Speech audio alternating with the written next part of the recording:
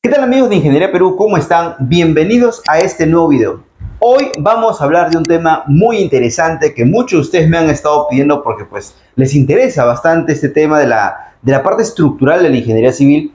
Y hoy vamos a hablar acerca, ¿no? Como preámbulo para ya entrar al diseño propiamente de estructuras de concreto armado, hoy vamos a hablar del predimensionamiento. Pero, ¿qué vamos a predimensionar hoy? Hoy vamos a predimensionar pues una estructura bastante importante dentro de una edificación que justamente corresponde a los muros estructurales. Bien, estos muros estructurales, si bien es cierto, están normados, están en la norma E030 como tal. Es muy importante conocer y saber de que muchas personas no le dicen muros estructurales, sino le llaman placas de concreto armado. Recordemos que los muros estructurales, o también llamadas placas, son elementos de concreto armado, que están hechos obviamente de concreto y acero, que tienen como función absorber las cortantes generadas por los sismos, ¿ok? Entonces, ¿cuándo se utiliza una placa? ¿Cuándo se utiliza un muro estructural? Siempre, no siempre, lo puedo colocar donde yo quiera. ¿Hay algún criterio para la colocación o demás?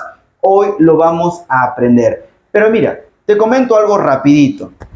Este tema del cuándo se utiliza es muy importante conocerlo porque se hace en la etapa de diseño. Cuando usted está diseñando la edificación, evalúa la edificación, somete la edificación a un sismo virtual y esta edificación no cumple con digamos, con las deformaciones mínimas, ¿no? O sobrepasa las deformaciones mínimas.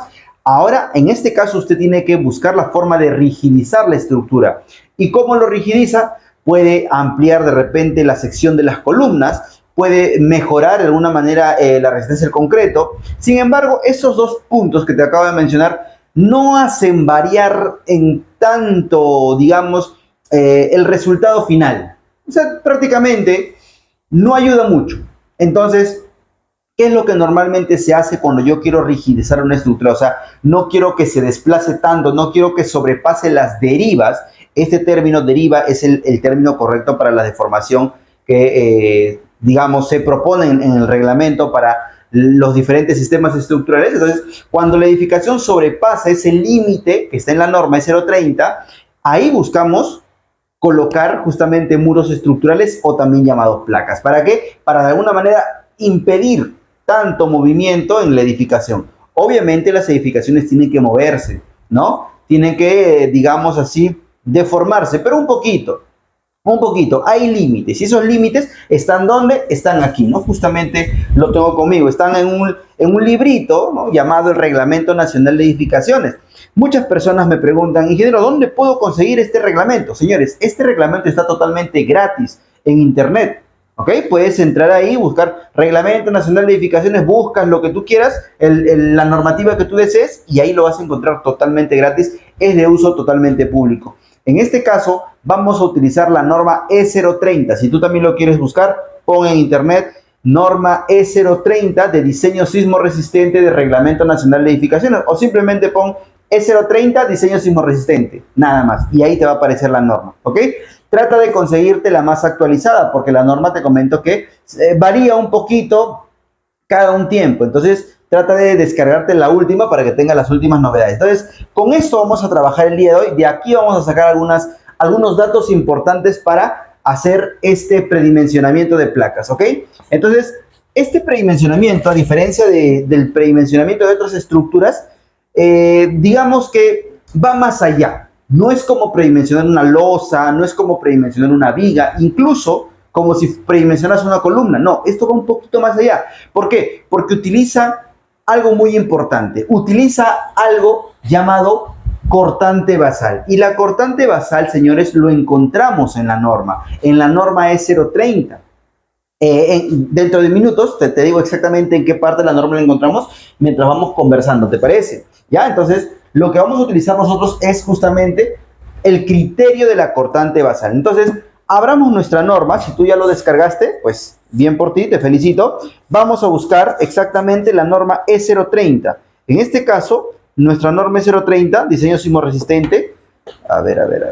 Ya, acá está, ¿no? Acá está la norma E030 de diseño sismo resistente y justamente esa formulita para la cortante basal lo vamos a encontrar exactamente, bueno, según mi norma, porque como te digo, siempre se actualiza.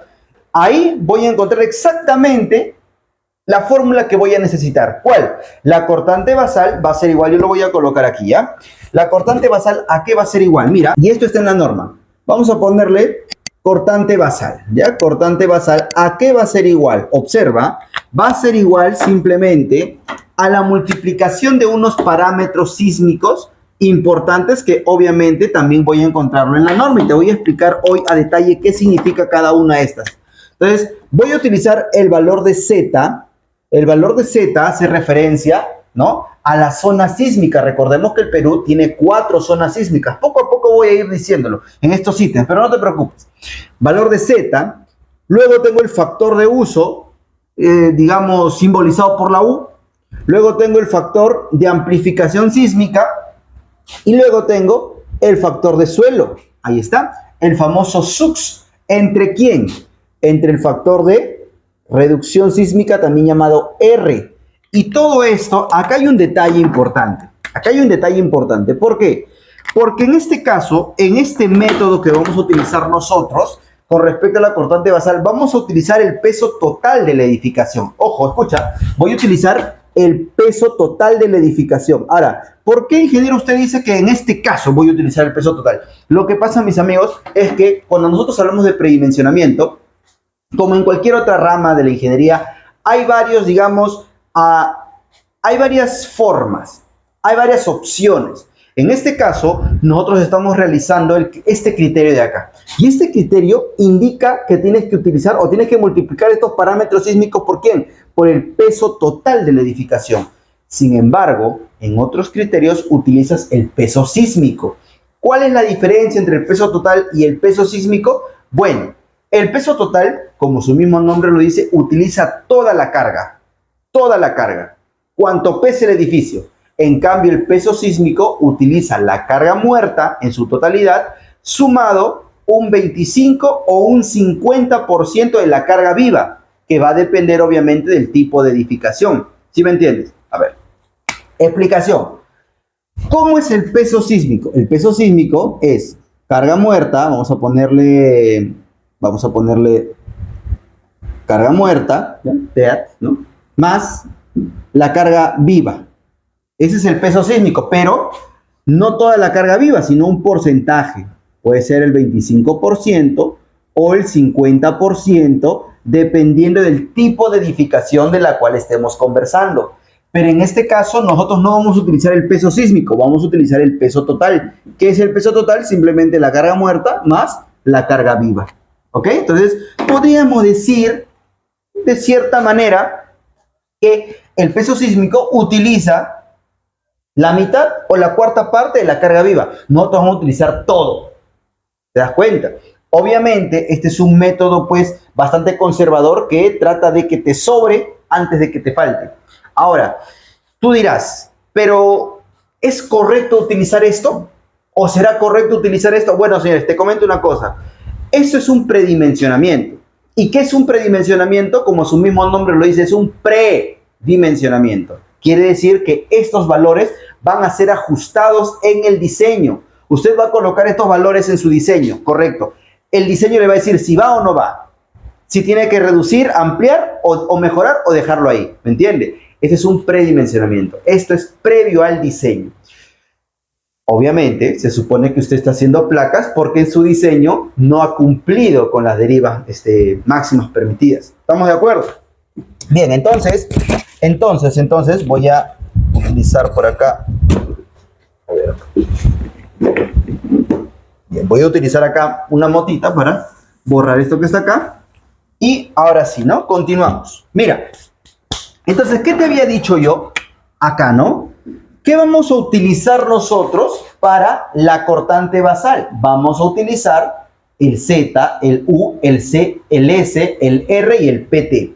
¿Qué es cada uno de estos elementos? Mira, el Z, vamos a poner acá, factor de zonificación sísmica. Aquí en la pantallita está apareciendo justamente el mapa del Perú y ahí tenemos, como ves, 4 zonas sísmicas. La zona 1, la zona 2, la zona 3 y la zona más sísmica, que es la zona de la costa, como te estarás dando cuenta. La zona roja es una zona altamente sísmica. Por lo tanto, tenemos que tener mucho cuidado. La norma indica que en la zona 2, 3 y 4 tenemos que tener mucho cuidado al construir. En la zona 1, como que hay sismos, pero no son de gran intensidad ni tampoco son de tanta frecuencia. Tiene cierta libertad en este caso, pero en la zona roja, en la zona amarilla y en la zona verde es muy importante tener en cuenta este factor de zona, ¿ya? Ahora, los valores también están apareciendo acá arriba. Dependiendo del tipo de zona 1, zona 2, zona 3, zona 4, tenemos, como te darás cuenta, diferentes valores para este valor. Ahora, ¿de dónde sacamos todos? Lo sacamos de acá. Exactamente, en mi norma, vamos a buscarlo para que tú también lo puedas encontrar, ¿no? Y le pongas ahí un check para que nunca lo pierdas, ¿bien? Entonces, el factor de zona lo encontramos por acá. A ver. Ajá. Capítulo 2, peligro sísmico. Justamente acá tenemos el mapita que te estoy mostrando acá en la pantalla, ¿bien? Capítulo 2, zonificación. Artículo 10 exactamente, para ser exactos. ¿Ok? Muy bien. ¿Qué más tenemos? Después de haber encontrado el factor de zonificación que está dada pues por este valor de Z, vamos a ponerle acá Z, ¿qué más tenemos? Tenemos el siguiente, el U. ¿Qué es el U? El U, muchachos, es el factor de uso, ¿ya? Factor de uso, o también le podemos llamar categoría de la edificación, ¿no? Que básicamente va a estar en función a la categoría de la edificación. Ahora, ¿cuál es la categoría de la edificación? Observa por acá. Tenemos 4 categorías de edificación. Categorías esenciales, categorías importantes, categorías comunes y tenemos la última que corresponde a categorías temporales, digamos así. Bien, entonces este valor de U va a depender de qué categoría sea, A, B, C o D. Si es A, vale 1.5. Si es B, vale 1.3. Si es C, vale 1. Y si es D, a criterio del proyectista. Entonces, este valor es muy importante. Ahora, ¿esto a qué obedece? Obedece a qué es lo que estás construyendo. Estás construyendo un hospital, un colegio, una central de bomberos, una vivienda, oficinas, hoteles. ¿Qué estás construyendo? Ya depende, o de acuerdo a eso vas a utilizar el valor que aparece acá al costado. Bien, entonces, eso es el factor de uso. ¿Qué más tenemos? Tenemos el valor de C. Este valor de C, vamos a llamarlo así, factor de amplificación sísmica. Ahora, observa, este valor de C, muchachos, realmente tiene 3 opciones para hacer. Puede ser, en este caso, 2.5, ¿correcto? Pero también está en función de los periodos que va a tener la edificación. Pero ¿sabes qué? Te comento, esos periodos va a estar justamente relacionado con tu diseño. En este momento, como no tenemos un diseño, no podemos elegir ninguno de esos valores, por lo tanto, solamente vamos a trabajar con el 2.5. ¿Estamos de acuerdo? Pero si es que tuvieras el diseño ya realizado, tendrías que ver el TL o los valores que aparecen acá, estos periodos, y determinar en qué caso estamos del C. Pero en este caso, recuerda, estamos utilizando el primer valor, el 2.5. ¿Bien? Ok. Luego, ¿qué tenemos? Luego tenemos el S. El S simplemente le vamos a llamar acá factor de suelo, ¿ya? Factor de suelo. Ahora, ese factor de suelo va a depender de 2 cosas. De qué tipo de suelo es y de dónde estás. En qué parte, en qué zona sísmica estás construyendo. Es un cruce, como estamos viendo acá, es un cruce entre, mira, factor de suelo, tipo de suelo, y en esta línea tenemos la zonificación sísmica. Hacemos un cruce y obtenemos valores, ¿te das cuenta? Ahora, esos tipos de suelo van a tener nombres. ¿Estamos de acuerdo? ¿Bien? Ok, entonces, acá viene otra pregunta. ¿En qué suelo estoy construyendo? ¿Te das cuenta? Allá. ¿Qué más tenemos? Tenemos el valor de R. ¿R qué es? Es el factor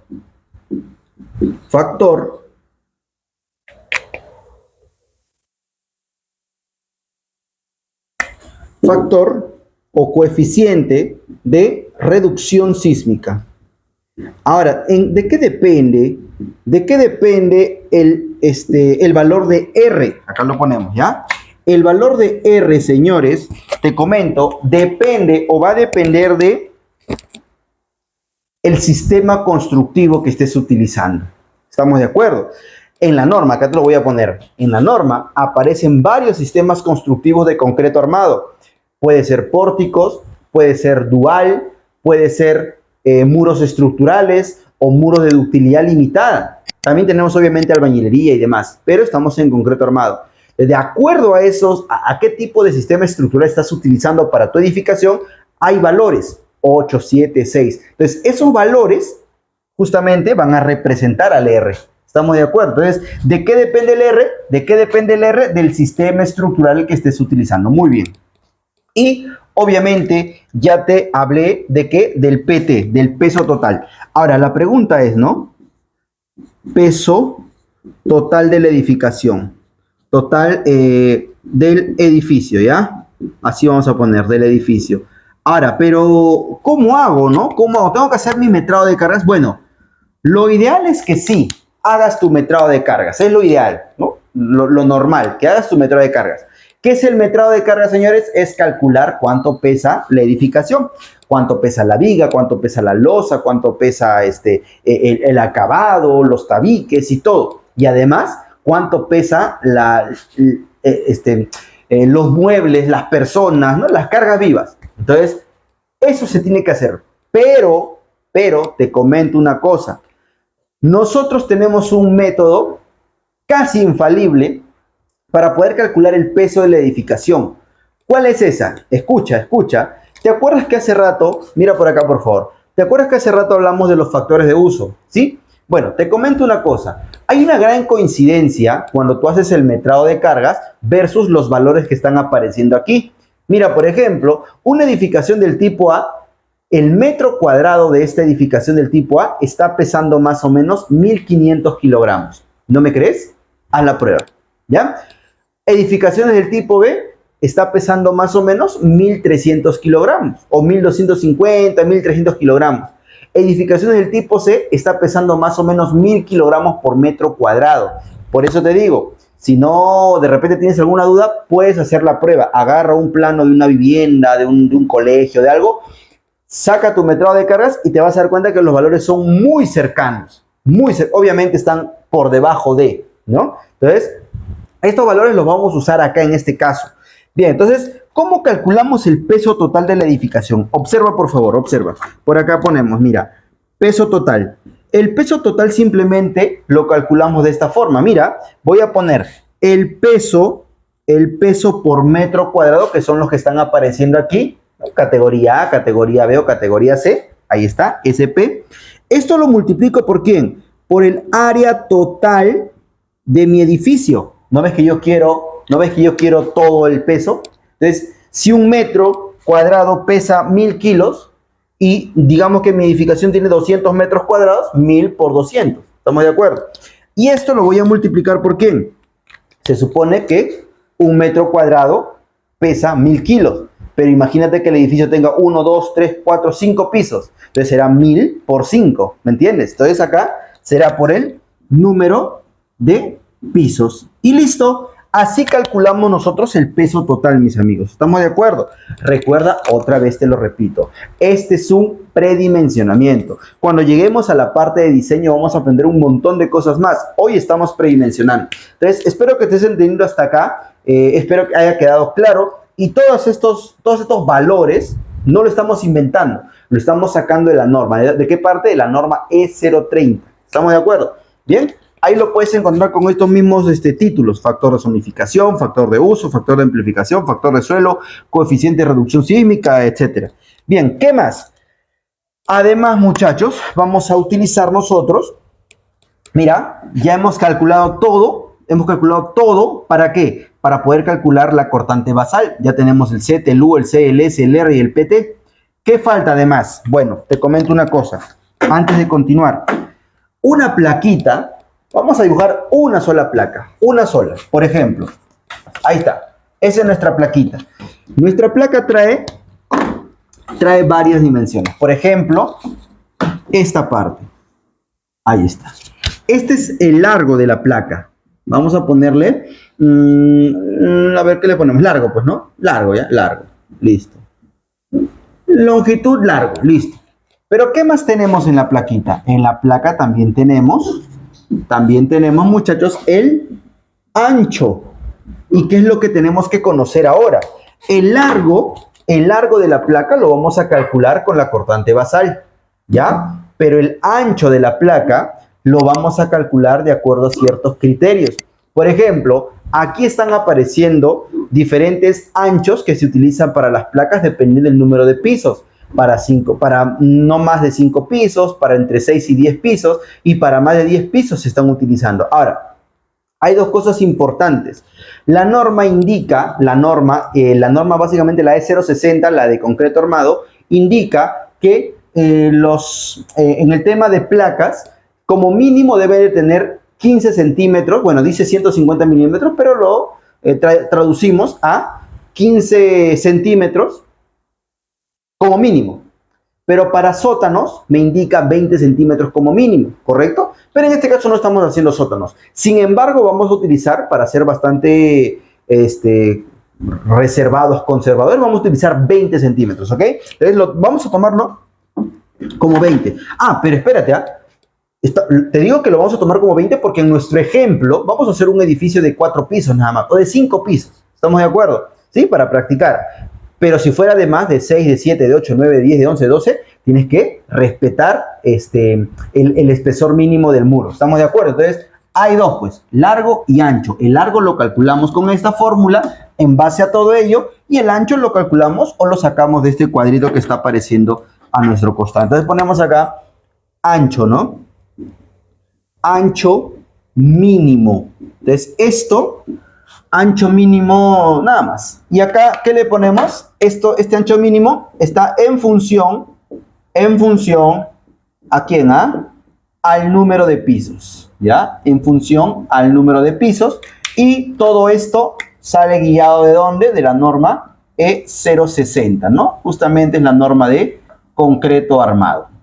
Claro que sí, ahí está, la norma de concreto armado. Muy bien, muchachos. ¿Qué más?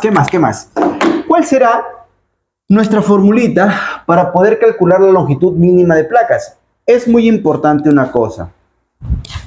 La longitud de placas se calcula, muchachos, para ambos sentidos, tanto para el eje X y para el eje Y. ¿Qué quiere decir con eso? Bueno, mira, antes de poner la fórmula, quiero explicarte algo bastante importante. Supongamos que tenemos nuestro plano. Voy a dibujar cualquier terreno, ¿ok? Cualquier terreno. Ya está, ahí está, muchachos. Entonces, ¿qué me dice la norma? Que como mínimo la longitud de esta placa tiene que ser de 1,20. Como mínimo, 1,20. Si es menos de 1,20 ya no se considera placa. Se puede considerar cualquier cosa menos placa. Ya no trabaja como una placa. Entonces, ¿qué es lo que yo tengo que saber para poder calcular la longitud mínima? Depende. Tengo que sacar la longitud mínima en X y en Y. ¿Qué significa en X y en Y? Observa este plano y yo puedo definir o yo puedo atribuirle ejes a mi edificio, ¿no? Por ejemplo, digamos que este sea el eje X y este sea mi eje Y. Por lo tanto, tengo que calcular el número de placas para el eje X y el número de placas para el eje Y. Ahora, la pregunta es ¿por qué? Lo que sucede, mis amigos, es que, como te había dicho hace rato, las placas lo que hacen es soportar los esfuerzos cortantes. ¿Qué son los esfuerzos cortantes? Mira, imaginemos que yo tengo así mi edificio. Esto lo voy a borrar, Esto lo voy a borrar, solamente es un borrador, mira. Imaginemos que acá está mi edificio. Ya está. Entonces, mi edificio está muy bien preparado por la resistencia a la compresión del concreto. Está muy bien preparado para soportar cargas axiales, ¿no? Este edificio está tranquilamente preparado. El concreto es muy resistente. Pero el problema está cuando nosotros estamos o vamos a someter a este edificio, lo sometemos a una carga lateral. Esta carga lateral que le ejerce el suelo al momento de un sismo, de un evento sísmico, se le llama justamente cortante. Entonces, la edificación va a ser esto. Se va a mover cuando hay una cortante en el suelo, ¿ya? Entonces, muchachos, pero el sismo no viene en un solo sentido. El sismo puede venir en cualquier sentido. Puede venir así, o puede venir así también, para que el edificio se mueva así, o puede venir oblicuo, ¿ah? Para que el edificio se mueva así. Entonces, no sabemos por dónde va a venir el sismo. Por lo tanto, tenemos que asegurarnos tanto en este eje como en este eje. Alguien o alumnos anteriores me preguntaron, ingeniero, pero usted ¿cómo sabe que va a venir en el eje X o en el eje Y? ¿Qué tal si viene en el eje cruzado?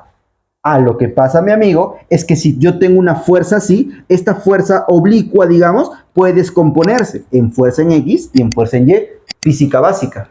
¿Te das cuenta? Es por eso que yo utilizo en X y en Y. Ahora, ingeniero, ¿y me van a salir valores diferentes en la longitud de placas?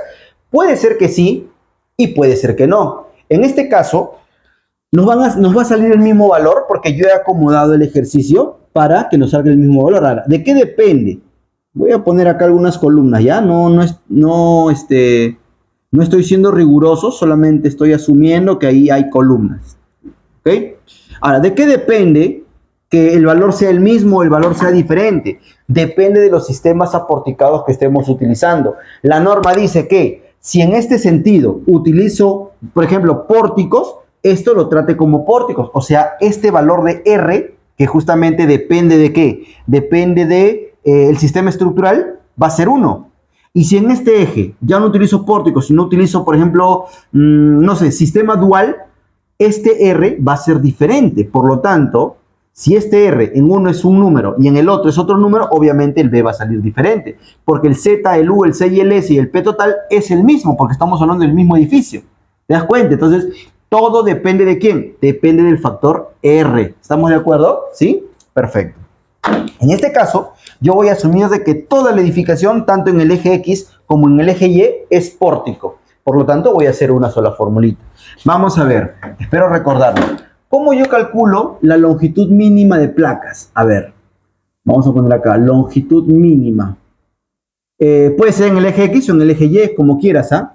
Lo voy a calcular de la siguiente manera, mira, de la siguiente forma. Observa, es básicamente una división. Una división. ¿Cuál es esa división? Bueno, ¿te acuerdas que calculamos el cortante basal? ¿Sí? Bueno, pues tenemos que usarlo. Por acá ponemos cortante basal. Por ejemplo, ¿no? Si tú estás calculando para el eje X, acá vas a poner obviamente la cortante basal para X. Si tú estás calculando para el eje Y, acá vas a poner la cortante basal para Y. Pero en este caso, para nosotros va a ser la cortante la misma en ambos sentidos. Por lo tanto, simplemente lo dejamos como cortante basal, ¿ya? ¿Multiplicado por quién?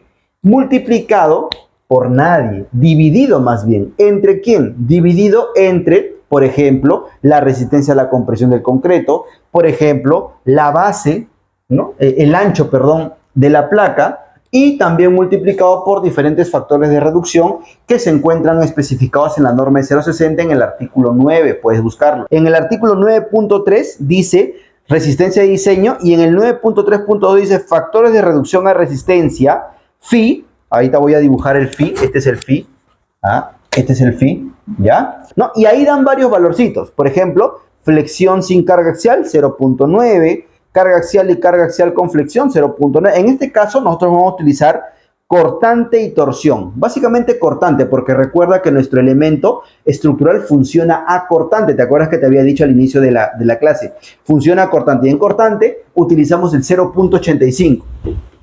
Y así vamos a utilizar más valores que lo vamos a encontrar también en la norma. Entonces vamos a colocar la formulita. Mira, vamos a poner el el phi multiplicado por ¿quién? Por 0,53 es otro factor de reducción. ¿Multiplicado por quién? Por la raíz cuadrada del F'C, que vendría a ser la resistencia a la compresión del concreto. ¿Multiplicado por quién? Por la base, vamos a ponerle acá, o el ancho, ¿bien? Multiplicado por otro factor de reducción, 0.8. ¿De dónde saco yo esos factores de reducción? Ya te expliqué de dónde. Norma E060, investiga, ¿ok?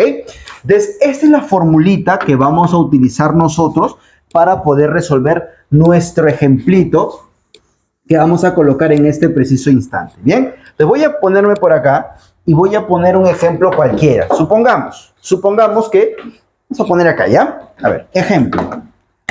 Ejemplo, datos. Ubicación.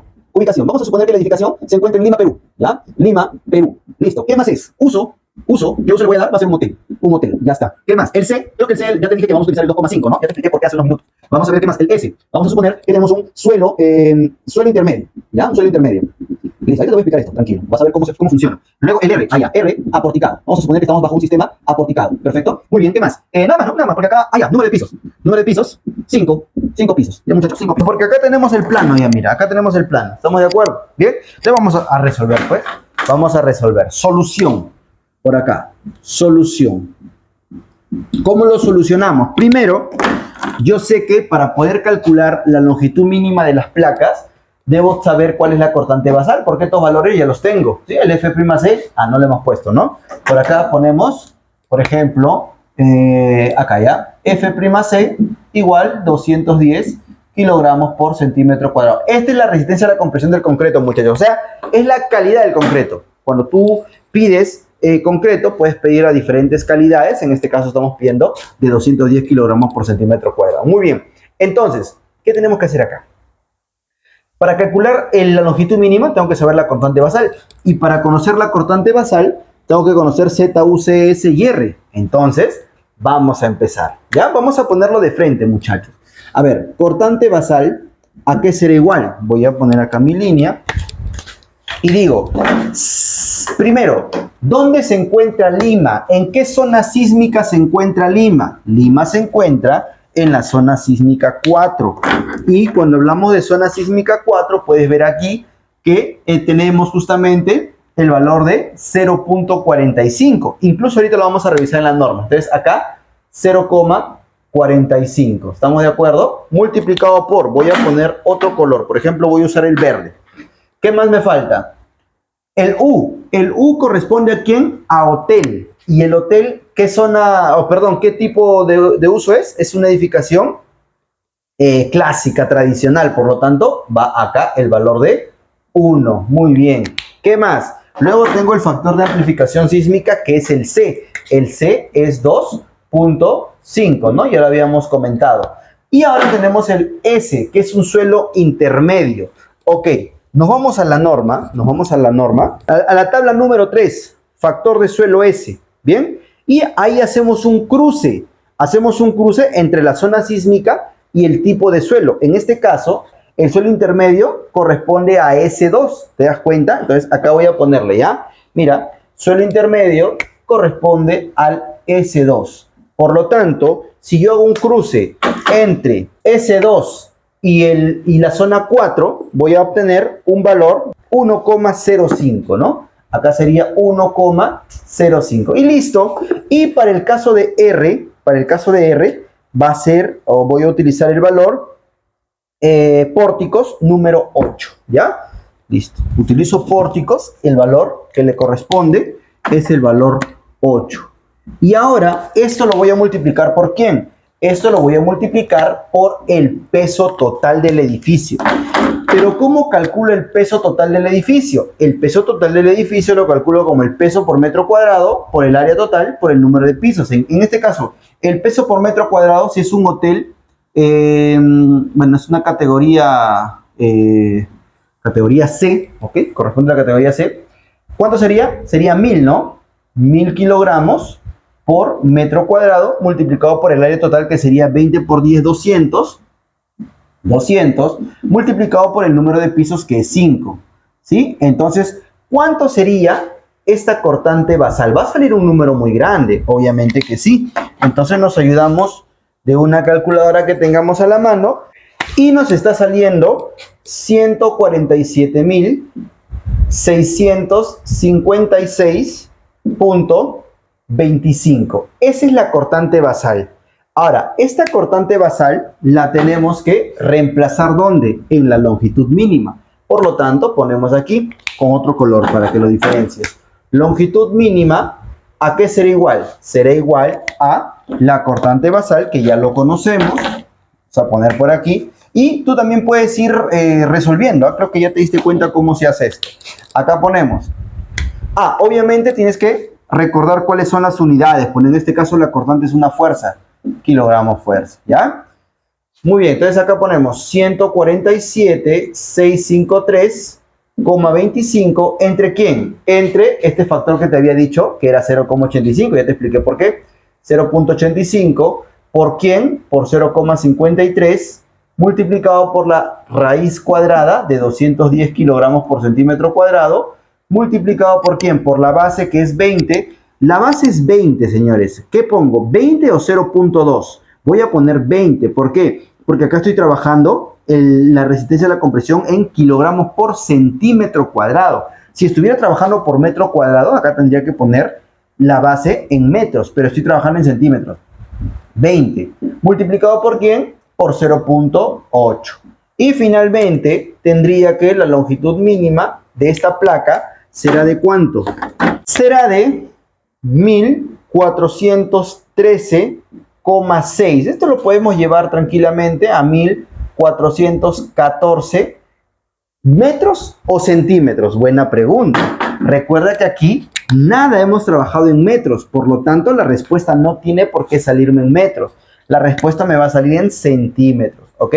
Ahora, esta respuesta, ¿cómo hacemos para llevarlo a metros? Simplemente, yo recuerdo que un metro son 100 centímetros. Y 1414 centímetros, ¿a cuántos metros equivale? Exacto, muchachos, exacto. Por lo tanto, la longitud mínima sería 14,14 metros. Y tú te preguntarás, ingeniero, pero tengo que poner 14, una placa de 14 metros no va a entrar acá, ¿no? De repente acá en 20 sí entra, pero acá en 10 no va a entrar. Lo que pasa es que no es así. Este 14 bueno, estos 15 metros, vamos a ponerle para seguridad, para no hacer tanta habladuría, 15 metros. Estos 15 metros tú no lo vas a poner de largo, pues, sino que, ¿qué me indica este método? Que yo voy a calcular el total, la longitud total de todas las placas en un sentido. En este caso, por ejemplo, vamos a suponer que este fue en X. Entonces, la suma de todas las placas en X va a ser 15 metros. O sea, la placa que pongo acá, más la placa que pongo acá, más la placa que pongo allá. Obviamente, distribuyéndolo de manera equitativa para evitar torsión en la edificación. Eso ya es diseño. Suma, como mínimo, 15 metros. ¿Sí me entiendes? ¿No? Acá voy a poner placas de tal forma que me sume 15 metros. Y en el eje Y también voy a poner placa de tal manera que también me sume 15 metros. Ingeniero, ¿y siempre me va a salir lo mismo en X y lo mismo en Y? Ya te dije que no, que todo va a depender ¿de qué? Del factor R, porque ese factor depende ¿de quién? Del sistema constructivo que estés utilizando, del sistema estructural que estés utilizando, perdón. ¿Ya, muchachos? Entonces, mi respuesta es 15 y en un siguiente video, en otra ocasión cuando hagamos diseño propiamente, te explico dónde es que se tienen que colocar estos 15 metros de placa. Espero que me hayas entendido, espero que lo más importante te haya gustado este video. No olvides compartir con tus compañeros, comentar acá debajo qué parte te ha gustado más de esta clase y también me ayudas mucho comentándome qué temas quisieras que hable en los siguientes videos. Señores, gracias por haber visto este video. No olvides suscribirte, darle like darle like, ¿no? Y todo lo que tiene que ver con esto de compartir conocimientos. Ya nos estamos viendo en una próxima sesión. Cuídense mucho, nos vemos, chao.